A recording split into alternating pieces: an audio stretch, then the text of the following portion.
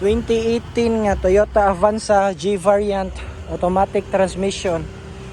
Headlight gwapa pa kayo, and also yung fog lamp, signal light function ratanan. Yung grill wala kay damage.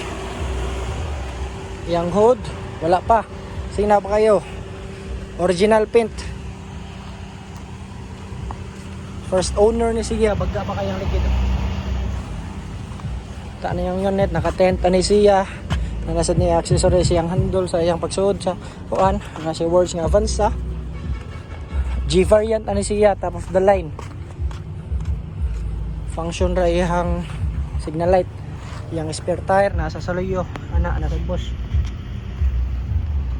So ang price ani niya is 599,000. Naka-rain visor na ni, power window, power mirror nya.